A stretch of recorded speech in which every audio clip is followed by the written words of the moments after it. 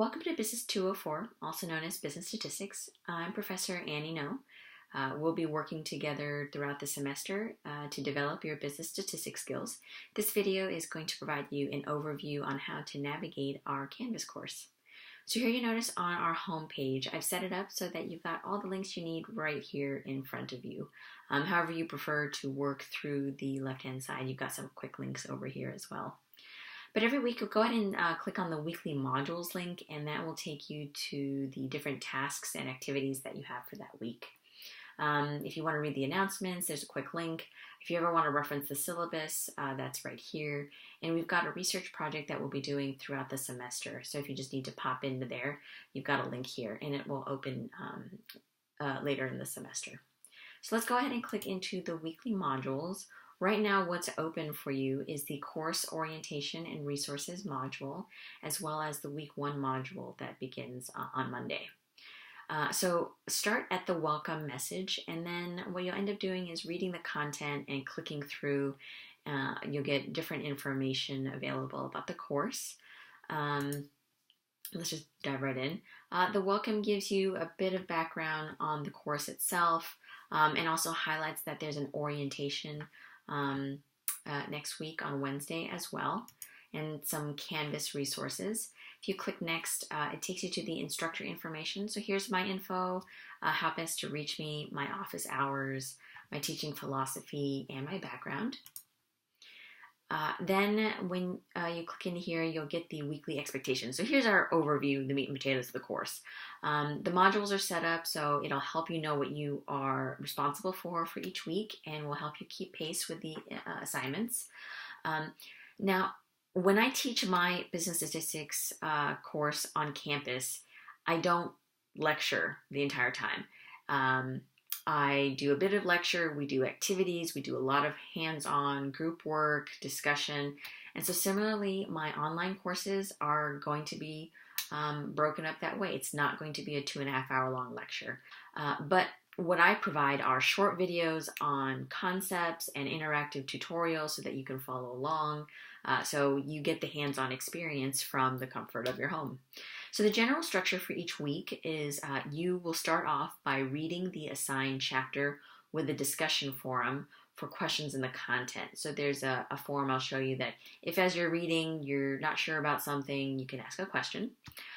Then there's also PowerPoint slides with narration, as well as interactive how-to video tutorials that follow a practice problems worksheet that you can also take a look at. Then there's a small group discussion board. So in our class, we've got about 40 or so students.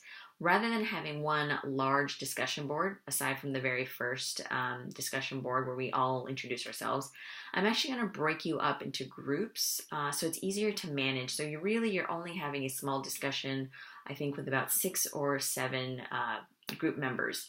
That way you can keep accountable to one another and check in with each other to say, hey, so-and-so hasn't responded or posted yet.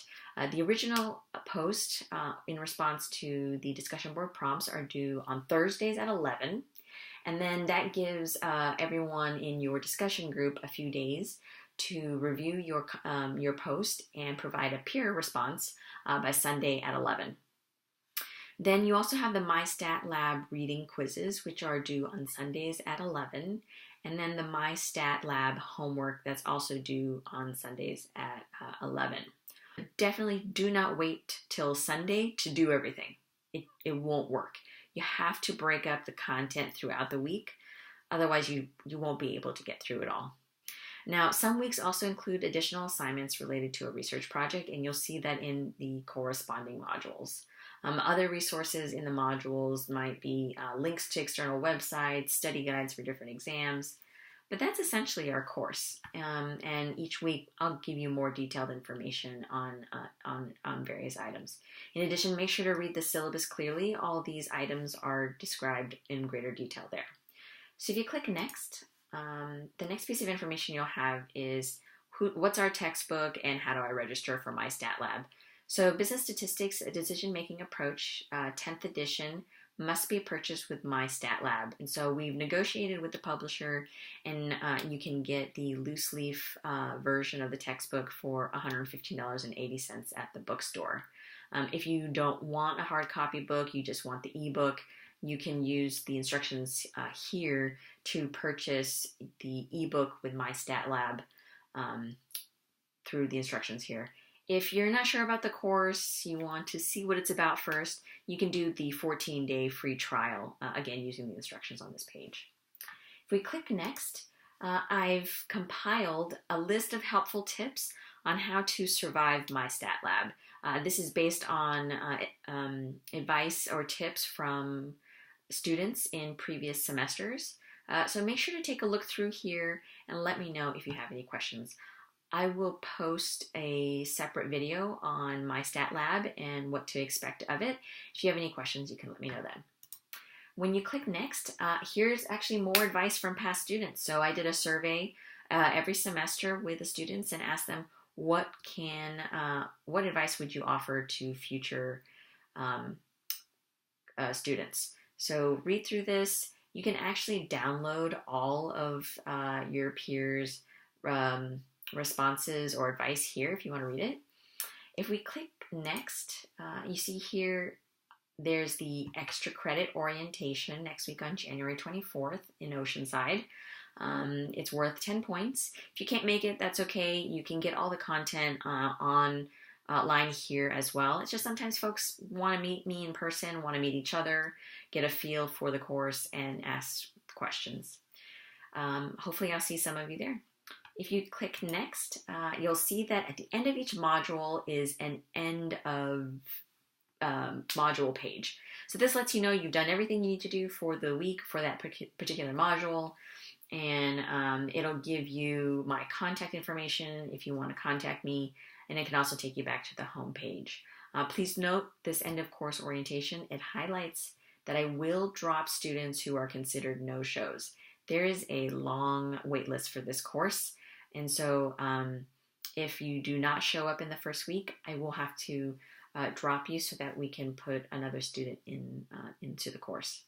If you click next, this will take you to module 1, because week 1 module, because it is open. And you'll notice the very first thing we do is a discussion board. So this is introduction to your peers and to myself. Just hit reply to do your post. Now, then when you click next, this assumes you've read through chapter 1. After you finish reading chapter 1, you can take a look at the videos here. I've done a video on each learning outcome or section of the chapter. Chapter 1's a little bit different. We don't do a whole lot of calculations, so the videos here are more conceptual. But as we get into the later chapters, we'll have some conceptual lectures or videos, and then we'll have more hands-on tutorials where we're doing calculations and such. Generally, I try to keep all my videos short. So for instance, I think each of these videos are 10 minutes or less. So you can, watch a 10-minute video here, take a break, let it absorb, watch another 10-minute video another time, or you can sit through and watch all 4.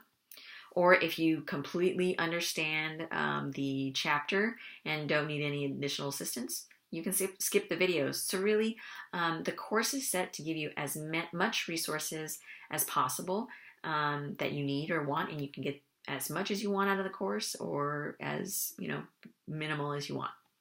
So if you click next, here is our Q&A forum. So every week for every chapter, I set up a forum that lets you ask any questions you have about chapter 1 content.